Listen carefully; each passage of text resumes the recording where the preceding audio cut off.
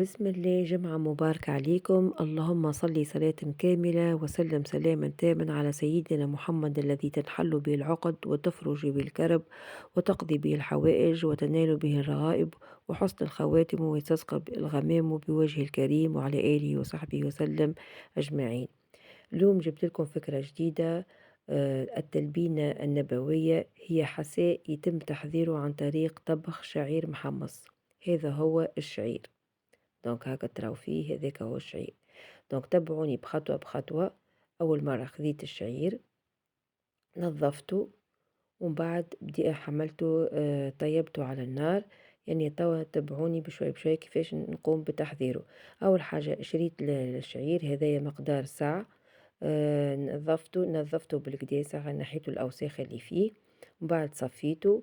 وكل البقايا ذيك اللي قعد منه شوية زاد، قعد كان فما تراب وإلا هكا حاجات ظريفة. يكون كسكاس جيد، جيد برشا باش ينجم هكا يهبط الحاجات الجيدة اللي قاعدين فيه. ماذا بينا ننظفوه بالكدا بالكدا باش وقت اللي نهزوه للطاحونة هاكا ينظفونا بالكدا.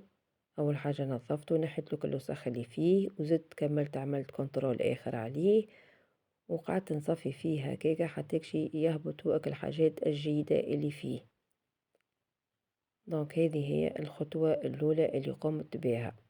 ننصحكم بها، راهي ياسر باهية برشا. وصى عليها الرسول، هي فيها تداوي عند وقوع الأحداث الحزينة، تريح القلب وتهديه، تعمل على تخفيف الحزن، واستخدمت بين العرب لتخفيف الاكتئاب. ننصحكم بها، راهي باهية برشا للجسم. تساعد على النوم. آه، فيها برشا برشا فوائد كبيرة برشا. ننصحكم باش تمشيو تبحثوا عليها وتدخلوها معاكم هكا في ماكلتكم. علاش لا لصغاركم حتى ليكم انتوما زادا، راهو تساعدكم بالكدا. تساعد على نمو خلايا ومنع تساقط الشعر، تساعد على الغدة الدرقية، تحتوي على فيتامين A وفيتامين 12. تلعب دور هام في تنشيط الذاكرة والتركيز بالأخص للصغار وحتى للكبار. دونك لهنا خذيت الطبق متاعي وقسمته على مرتين. لهنا حطيته هكا بالكدا، وزعتهم بالكدا على الطبق باش نحطهم في الفور. سخنت الفور متاعي هكا على 170 درجة، حطيته في الطبق هذايا، وزدت ديما قاعدة نعمل كنترول. سبحان الله، حاجة مريتهاش نزيد نأكد منها. زدت كملت حطيته في الطبق الثاني هذايا، ما شاء الله عمل لي كمية كبيرة. كيف كيف وزعته على كامل الطبق، وتوا حطيتهم في الفور. ديجا هذايا في الفور هاكا بدا لونه يتبدل، جوست راهو يسخن ويعاود يخرج. ديجا لهنا خرجته، شوفوا كيف وجه لونه تبدل، ولهنا راهو سخون. بعد ما هكا زدت هكا حليته خليته بالكدا ليلة كاملة يبرد على راحته. شوفوا ما شاء الله كيفاش لونه تبدل. هذا طبق ثاني زدت كملت خرجته من الفرن، وتوا باش نخليه يبرد شوية على راحته، وإن شاء الله غدوة الحي نهزو معايا للطاحونة. ديجا لهنا هزيته للطاحونة وطحنته. هذاك هو الكمية اللي اللي عملية اللي حضرت. دونك توا لهنا باش نقوم معاكم بتحضير التلبينة النبوية. هي خذيت كسرونة وحطيت فيها 4 مغارف كبار معبين من الشعير المرحي، وخذيت كاس ونص ماء، وحطيت كاس حليب. ولهنا تحبوا تحطوا في الاخر العسل والا من اللول تحطوا السكر، لكم الاختيار. حركته بالكدا بالكدا حتى يكشي تحل الشعير في الماء قبل ما نحطه على الغازة. حركته بالكدا لهنا،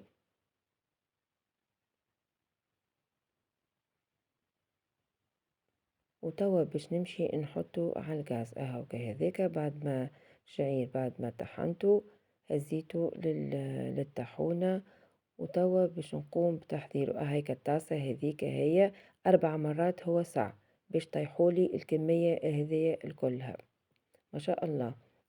دونك توا باش نهز نحطو في الفرن على الغاز. هاذوما اللي خديتهم باش من بعد نزين بيهم، خديت اللوز والزبيب والجرجلان، تنجموا تاخذوا جوزة ولا النوع اللي تحبوا عليه انتم من الفواكه.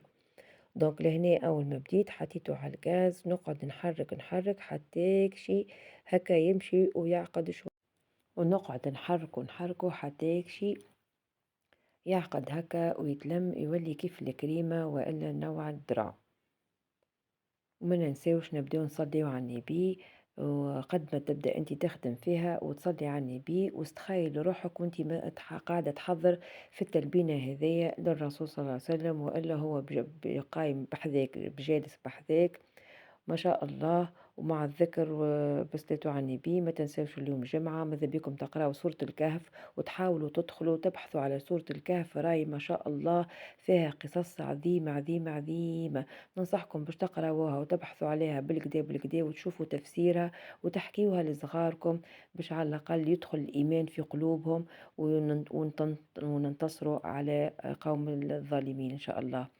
دونك توا كملت لهنا هبطتها وهذا هو القوام متاعها تكون هكايا كيف نوع العصيدة. توا باش نقوم نحطها في الصحايف، وما ننساش مع الذكر بالصلاة والسلام على سيدنا محمد. وهذا هي التلبينة، هذا قمت بالتزيين هكايا. نجموا نتوما الاختيار لكم نتوما تزينوا كيف ما تحبوا. ما تنساوش باش تقولوا لي ايش قولكم في الكومنتير، وننصحكم باش تجربوها وتدخلوا تبحثوا عليها وتدخلوها معاكم كأكلة لصغاركم ليكم انتوما زادة. وربي معاكم وربي يحفظكم ويبعد عليكم البلاء ويشفي كل مريض ويرحم أمواتنا. ونقول لكم كان الصلاة والسلام على أشرف المرسلين وجمعة مباركة عليكم، ربي يحفظكم.